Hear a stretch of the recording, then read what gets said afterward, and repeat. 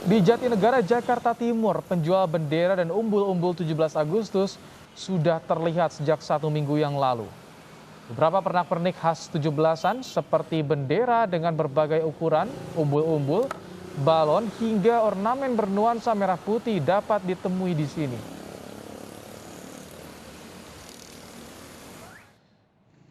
Di Tegal, Jawa Tengah, jelang 17 Agustus, warga membentangkan bendera merah putih sepanjang 655 meter. Bendera dipasang mengelilingi rumah warga di 1 RT, Desa Pegirikan, Kabupaten Tegal.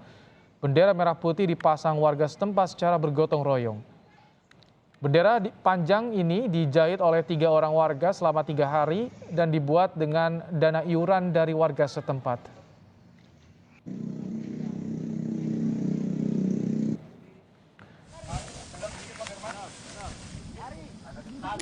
Di Jayapura, Papua, personel gabungan Polda Papua dan Kodam 17 Cendrawasih yang juga atlet para layang mengibarkan bendera berukuran besar di langit kota Jayapura. Pengibaran bendera ini untuk membangkitkan semangat nasionalisme masyarakat Papua. Belasan anggota gabungan ini menggunakan para layang untuk mengibarkan bendera merah putih di langit kota Jayapura. Pengibaran bendera ini turut mengampanyekan PON Papua yang akan berlangsung pada bulan Oktober mendatang. Sinergik bermain para layang bersama TNI Polri dari Kodam terdiri dari 5 orang, kemudian dari anggota Polda sendiri sebanyak 20 orang. Jaga jarak 5 meter. Sementara itu di Serang, Banten, kegiatan jelang 17 Agustus sempat menimbulkan kerumunan warga. Kegiatan mengibarkan bendera bertema Pawai Kirap 1001 bendera merah putih ini sempat menimbulkan kerumunan. Dalam pawai, pemerintah Kota Serang juga mengimbau warga untuk menjalani vaksinasi. Kendati sempat menimbulkan kerumunan, Wakil Wali Kota Serang, Subadri Usuludin, menyatakan kegiatan pawai di tengah zona merah dilakukan dengan protokol kesehatan. Yang belum vaksinasi, silakan segera vaksinasi. Dan isolasinya upayakan isolasi terpusat. Menteri Dalam Negeri Tito Karnavian meminta peringatan kemerdekaan 17 Agustus mendatang dirayakan secara sederhana. Perlombaan 17 Agustus pun dilarang untuk mencegah penyebaran COVID-19 di tengah masyarakat. Untuk peringatan 17 Agustus, Mendagri meminta peserta yang mengikuti peringatan seremonial kemerdekaan dibatasi maksimal 30 orang. Surat edaran aturan perayaan 17 Agustus telah disampaikan ke seluruh kepala daerah. Aturan tersebut harus dijalankan untuk memutus mata rantai penyebaran COVID-19 di tanah air.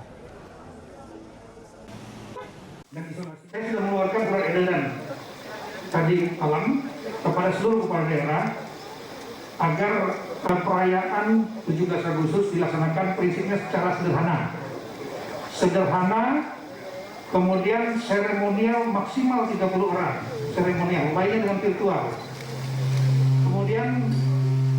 Kemudian tidak ada lomba-lomba yang ada kerumunan yang berpotensi penularan. Kami ajak Anda bergabung dengan jurnalis Kompas TV Aulia Faradina di Jatinegara, Jakarta Timur untuk melihat penjualan pernak-pernik jelang 17-an. Selamat petang, Aulia. 4 hari jelang 17-an, bagaimana penjualan pernak-pernik 17 Agustus di sana, Aulia? Apakah cukup ramai pembeli? Selamat sore Ibrahim dan juga saudara, sayangnya terbilang sepi Ibrahim. Jadi jumlah pembeli pernak-pernik 17 Agustusan di sepanjang Jalan Raya Matraman dan juga di Jalan Raya Jatinegara ini terhitung cukup sepi, tidak cukup banyak masyarakat ataupun juga pembeli yang datang untuk memborong pernak-pernik 17 Agustusan, begitu bendera dan juga jenis-jenis lainnya. Kemudian kalau tadi kami juga tanyakan kepada para pedagang, jika dibandingkan dengan masa sebelum pandemi, jelas tentu lebih ramai pada saat masa sebelum pandemi COVID-19. Penjualan mereka terbilang masih normal saat itu. Kemudian juga apabila dibandingkan dengan tahun lalu, Agustus tahun 2020, ternyata juga lebih ramai pada Agustus tahun lalu dibandingkan pada Agustus tahun 2021 ini. Menurut pedagang, penjualan mereka masih lesu lantaran pandemi COVID-19 yang masih melanda Indonesia, kemudian juga ditambah dengan adanya kebijakan pembatasan ke kegiatan masyarakat, sehingga menurut para pedagang para pembeli ini tidak terlalu banyak yang membeli langsung bendera ataupun juga pernak-pernik 17 Agustusan di lapak yang mereka jajakan di sepanjang Jalan Matraman ataupun juga di kawasan Jatinegara.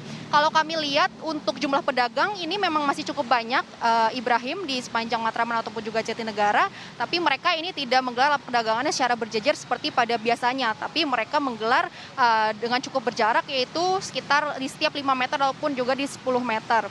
Seperti itu. Kemudian kami pantau juga mereka ternyata sudah berjualan sejak awal Agustus kemarin. Dan tren penjualnya ternyata semakin mendekati tanggal 17 Agustus, penjualan mereka justru cenderung semakin sepi dibandingkan pada awal Agustus lalu. Kami akan mencoba mengajak Anda, Ibrahim dan juga saudara, untuk melihat apa saja sih ragam-ragam pernak-pernik yang dijual oleh para pedagang di sini. Nah, bisa kami tunjukkan ada cukup banyak pernak-pernik dan juga bendera dalam berbagai ukuran. Misalnya bendera ukuran kecil seperti ini yang bisa dipasang di kendaraan motor atau mobil. Kemudian ada juga bendera berukuran sedang dan juga yang berukuran besar yang biasa kita pasang di depan rumah kita ataupun juga di depan gedung-gedung perkantoran.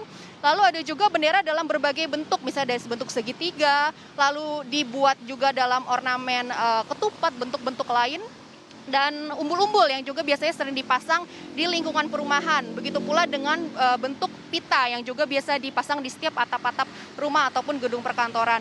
Ini mereka, para penjual ini menjual pernak-pernik 17 Agustusan mulai dari harga Rp5.000 sampai paling mahal itu Rp120.000. Menurut para pedagang, stok penjualan mereka pada tahun ini adalah semuanya stok baru, tidak ada stok lama. Dan mayoritas para pedagang ini juga memproduksi barang-barang pernak-pernik 17 Agustusan dengan mereka sendiri di kota lain seperti di kota Cirebon ataupun juga di kota Garut, kemudian mereka bawa kembali ke Jakarta untuk dijual. Lalu kami tanyakan juga bagaimana terkait dengan penjualan ataupun omset penjualan di tahun ini. Mereka mengatakan bahwa penjualannya lesu, menurun drastis. Omsetnya menurun hingga sekitar 60%. Yang biasanya setiap hari mereka mengantongi Rp1 juta, tapi untuk saat ini paling banyak hanya 400 sampai 500 ribu rupiah. Jadi memang sangat menurun. Kemudian juga pesanan dalam jumlah besar yang biasanya dari orang perkantoran itu juga tidak ada, sudah berkurang pesanan dalam jumlah besar, melainkan pembeli ini hanya warga perorangan saja atau juga pengurus RT yang membeli dalam jumlah yang sedang. Kemudian terkait dengan 17 Agustusan juga sudah dikeluarkan surat edaran oleh Menteri Dalam Negeri Tito Karnavian yang jelas melarang adanya kegiatan perlombaan 17 Agustusan yang memicu kerumunan. Sebagai gantinya, Tito Karnavian menyarankan bahwa acara ataupun agenda perlombaan itu bisa digelar secara daring atau online karena untuk melihat kasus ini, kasus COVID-19 masih cukup tinggi dan banyak di Indonesia. Lalu Tito Karnavian juga mengatur terkait dengan seremonial yang hanya bisa dihadiri maksimal 30 orang. Selaras juga dengan pernyataan dari Gubernur DKI Jakarta Anies Baswedan yang pihaknya masih belum bisa mengizinkan adanya agenda kegiatan perlombaan ataupun juga kegiatan-kegiatan yang memicu kerumunan di kawasan DKI Jakarta pada saat tanggal 17 Agustus nanti. Karena kalau kita lihat menurut Gubernur DKI Jakarta Anies Baswedan, meskipun kasusnya sudah menurun, tapi tetap saja kita semua harus waspada dan membatasi segala kegiatan lantaran kasus COVID-19 ini masih cukup dinamis dan juga fluktuatif. Kembali ke Anda, Ibrahim. Baik, terima kasih Aulia Faradina yang berada di kawasan Jatinegara, Jakarta Timur.